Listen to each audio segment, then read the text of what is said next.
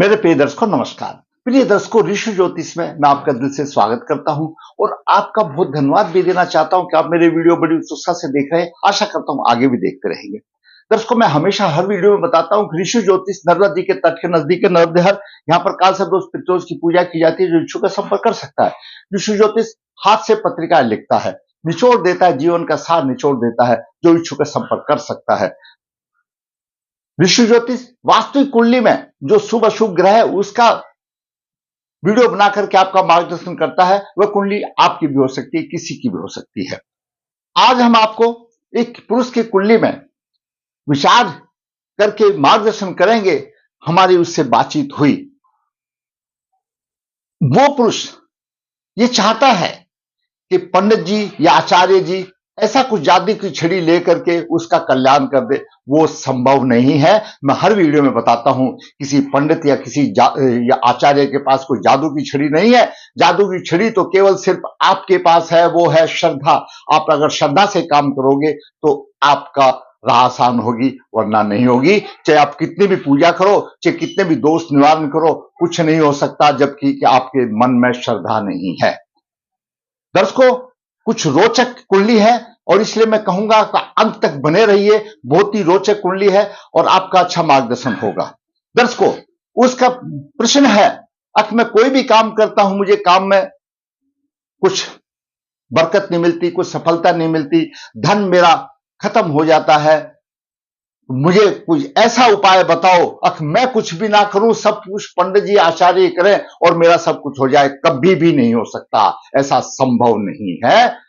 मैं हमेशा सबसे पहले बताता हूं, कुंडली में जो ग्रहों की रचना बनती है वो आपके पूर्व जन्म के कर्मों के आधार पर बनती है। जैसे कर्म हो वैसी रचना बनेगी। वह कर्म आपके भी हो सकते हैं, आपके पूर्वजों के भी हो सकते हैं। और जिनके पूर्वज अतृप्त योनि में है तो उनकी तो अलग से ही दशा हो जाती है।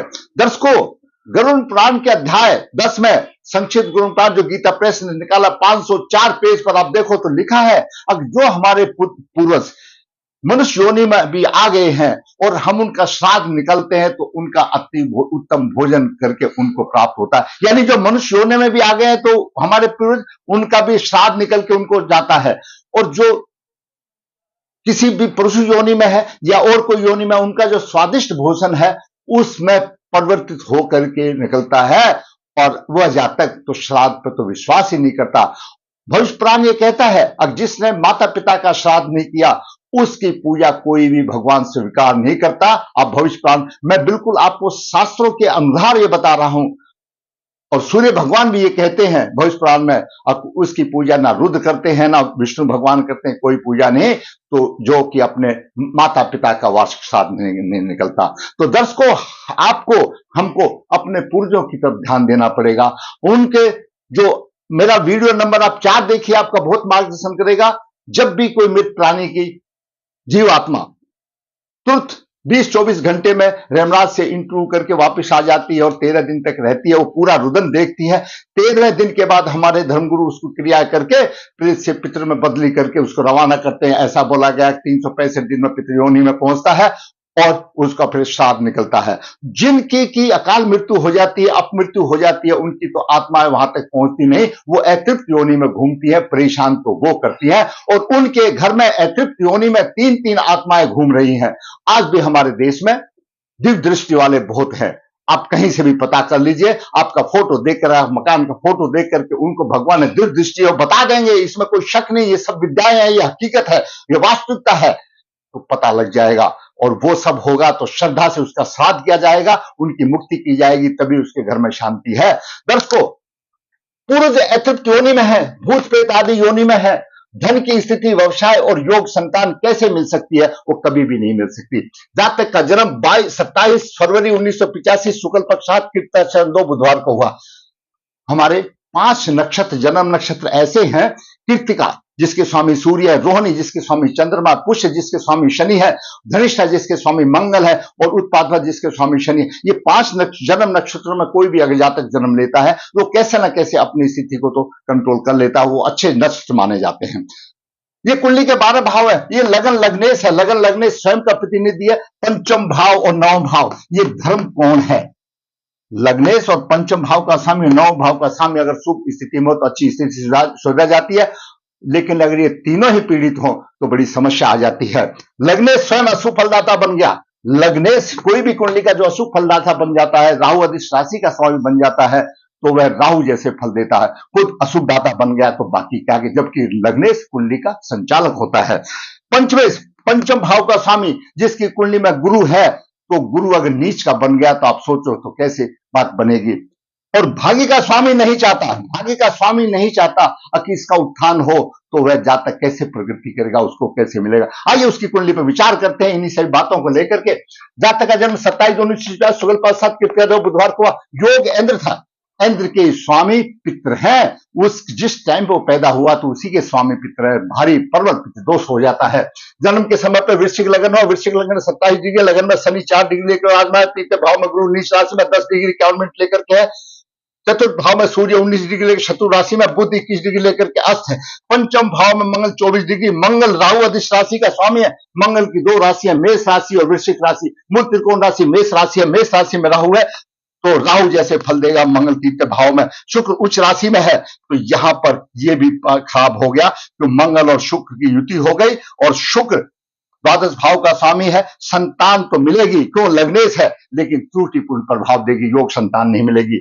और छठे भाव में राहु हो गया, छठे भाव में राहु अच्छा बलवान माना जाता है। सप्तम भाव में उच्च राशि का चंद्रमा, भाग्य का स्वामी चंद्रमा है, और चंद्रमा उच्च राशि में, उच्च राशि का स्वामी शुक्र है। पत्नी अच्छी होगी, सुंदर होगी, और ऐसा जातक पत्नी के कहे में ही चलेगा, ये ग्रहों की स्थिति रही। और द्वादश भाव में केतु आ गया। दर्शकों, वृश्चिक लगन पहले का स्वभाव थोड़ा सा उग्र हो सकता है, लेकिन वो बहुत ही जल्दी ठंडे भी हो जाते हैं, और अपने आप में पित्त दोष माना जाता है। वो विपरीत बात को थोड़ा सा हजम नहीं करते, भटक जाते हैं।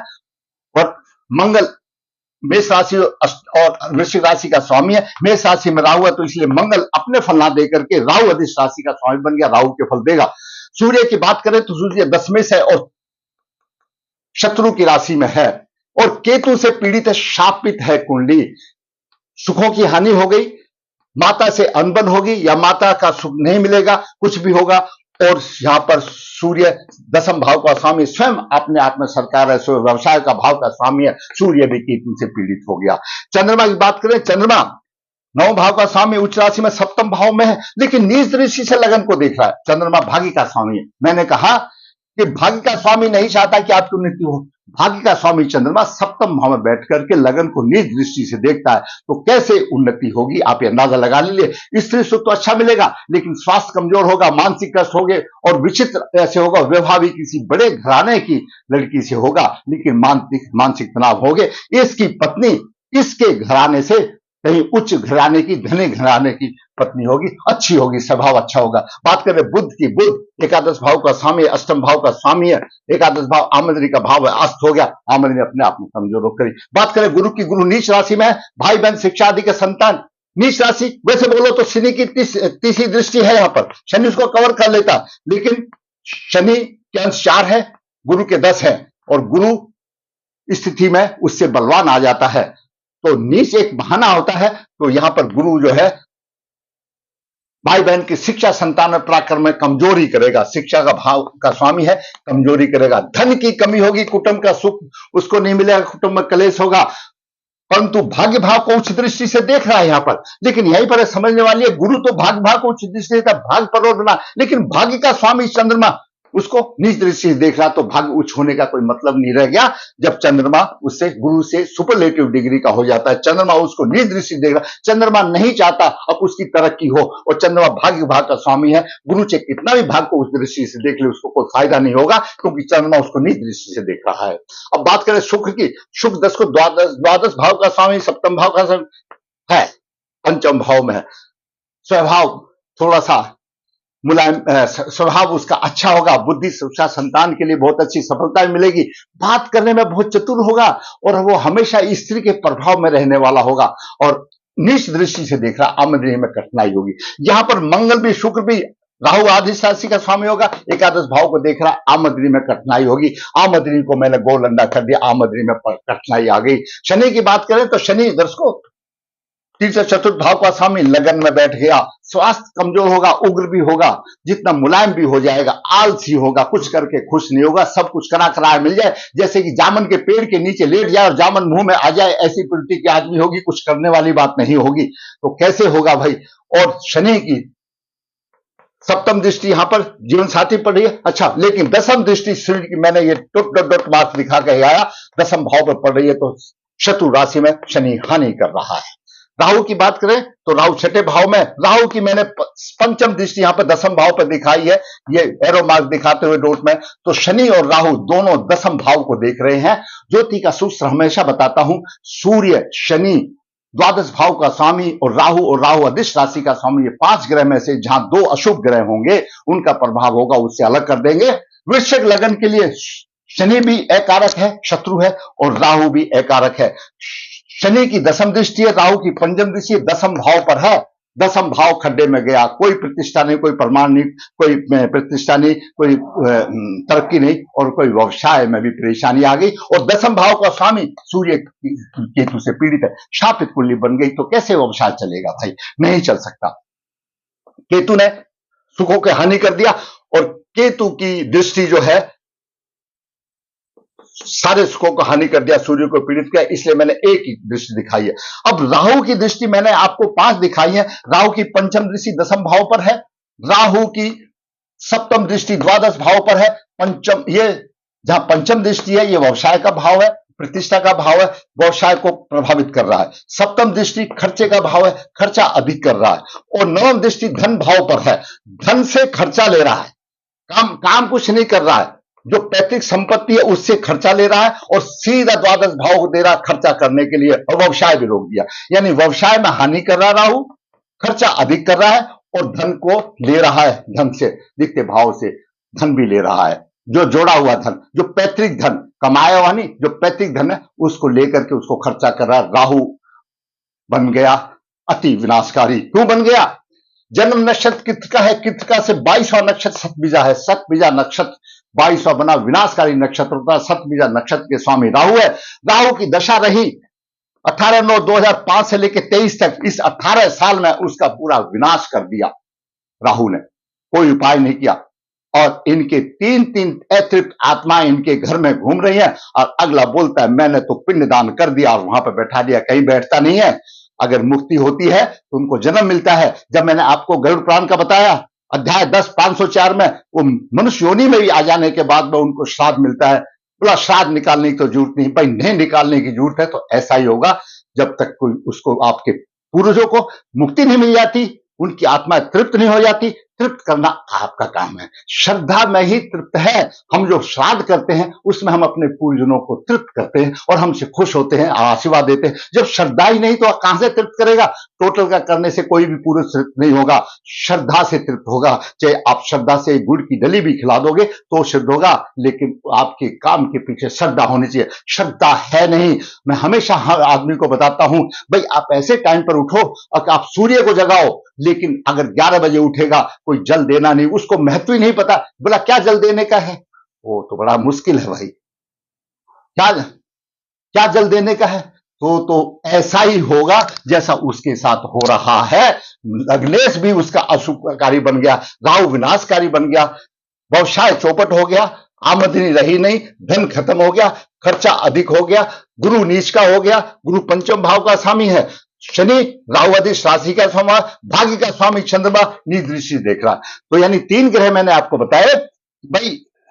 लग्नेश स्वयं दोषी हो गया, पंचम भाव का स्वामी नीच में चला गया, भाग्य का स्वामी चंद्रमा उच्च राशि में तो है, पत्नी का ही सुख देगा, लेकिन नीच दृष्टि से लगन को देख रहा, लगन भी गया, यहाँ शनि इसका योग भी बन गया, सारी की। अब 10 बाकी देखिए, चंद्रमा की 2 डिग्री है, राहु की 28 डिग्री है, केतु की 28 डिग्री है, चंद्रमा बाहर है। लेकिन नहीं, शास्त्र ये कहता है अगर एक ग्रह कोई भी बाहर है और राहु और केतु की डिग्री ज्यादा है तो संपूर्ण काल सपयोग माना जाएगा, और ये महापद काल सपयोग बनता है। इसके प्रभाव से स्वास्थ्य कमजोर होगा, कोई ना कोई रोग हमेशा लगा रहेगा, शत्रुओं से परेशानी होगी, गुप्त यात्राएं होंगी, यात्राओं से कोई उसको फायदा नहीं होगा, और हर एक कदम पर बाधा आएगी। ये महापाद काल योग बन गया, महापादक काल से योग बन गया। और दर्शकों, लगन पर सूर्य, शनि, राहु, केतु, ये प्रेत बाधा के कारक है। इनका द्वेषव्य राशि में होना, चर राशि पर होना और नौ भाव, पंचम भाव, छठे भाव, अष्टम भाव, इन पर इनका सब प्रभाव होने का मतलब है इनके घर में कोई अतृप्त आत्मा का वास करती है, उसी से पता लग जाता है। और दर्शकों बहुत है हमारे देश में, जैसे मैंने बोला दिव्य दृष्टि वाले हैं, आप पता कर लीजिए, वो बताएंगे। और हमने इनको जैसे भी है उनको चैलेंज के साथ बता दिया कि तुम्हारे घर में 3 अतृप्त आत्माओं की घूम रही हैं, जब तक उनका निवारण नहीं होगा, जब तक उनको आप नहीं करा दोगे, आपकी कोई आसान आसान नहीं होगी। ये है पूर्वजों का प्रभाव, पूर्वजों के निमित्त कार्य नहीं करने से ऐसा होता है। अगर हमारे पूर्वज अतृप्त आत्मा में घूमते हैं और वो हमको परेशान करती हैं, हम यत्न करके उनकी मुक्ति कराना चाहिए। मुक्ति का एक ही साधन है, अगर भूत योनि में है, अतृप्त में है, तो भूत बलि भी कराइए, नाग बलि आदि, प्रेत बलि आदि कराइए, पंच बलि कराइए, नारायण बलि, नाग बलि, प्रेत बलि, भूत बलि, काग बलि। काग बलि किस लिए होती है? जो हमारे पितृ योनि में उनके भगवान आयरमा भगवान है, काग बलि हम कर देंगे तो आयरमा भगवान खुश होंगे, वहां से उनको जन्म मिल जाएगा, तो कुछ शांति मिलेगी। और श्राद्ध तो आपको निकालना ही पड़ेगा। अपने पिता का, माता का जो श्राद्ध नहीं निकलता वो शुक्र की योनि में जाता। आप कितनी भी सुबह से शाम तक पूजा कर लीजिए, कितना भी दान दे दिए, जीरो हो जाएगा, बिल्कुल जीरो हो जाएगा। मेरे दर्शकों, आप समझो, जो नहीं करता है बेशक करना शुरू कर दो। दर्शकों, मैंने एक युवक है 85, 15, 25, 40 साल का आयु है और उसके ऐसे विचार हैं, तो आप बताइए कैसे राह आसान होगी? ऐसे आदमी को तो अपने आप को भगवान भोलेनाथ के सुपर्पित कर देना चाहिए। जो इच्छा है कर्म भोगिए, जो अपना कर्म करते हुए जो पूजा कर सकते हैं, भगवान के पितरों की शांति करे, भगवान की पूजा करे और अपना कार्य व्यवसाय भी करे, तो राह आसान होगी, सिर्फ सोने से नहीं होगी। दर्शकों, पितरों से निवारण करना चाहिए, सूर्य को बलवान करना चाहिए, सूर्य दशम भाव का स्वामी है, सुबह होते ही अर्घ देना चाहिए, उसके बाद पितरों को भी 1 लोटा तृप्तांजलि देनी चाहिए, उसके बाद तुलसी माता को अवश्य फल देना चाहिए। 3 तो जरूर करने चाहिए। सूर्य को अर्घ दे, पितरों को अर्घ दे, तृप्तांजलि दे और तुलसी को जल दे। आधी समस्या तो यही खत्म हो जाती है। और दोष निवारण कीजिए। और मैं कहता हूं 6 महीने के बाद मुझे बताइए, श्रद्धा आपकी होगी तो तुरंत श्री हरि फल देंगे। दर्शकों, मैंने एक युवक की कुंडली में जो बेचारा परेशान है, उसको परेशानियां है, उसका मार्गदर्शन किया, आपका भी मार्गदर्शन किया। अगर आप समझते हैं मेरा वीडियो मेरे जवानों को, मेरे दर्शकों को कुछ राह दिला सकता है, तो भाई मैं कहूंगा लाइक कीजिए, शेयर कीजिए, ताकि औरों का भी मार्गदर्शन हो। और जिसने मेरा चैनल सब्सक्राइब नहीं किया तो सब्सक्राइब करें, ताकि आने वाली वीडियो आपके सबसे पहले मिल सके और आपके ज्ञान की वीडियो सके और मेरे चैनल की ग्रोथ हो सके। धन्यवाद।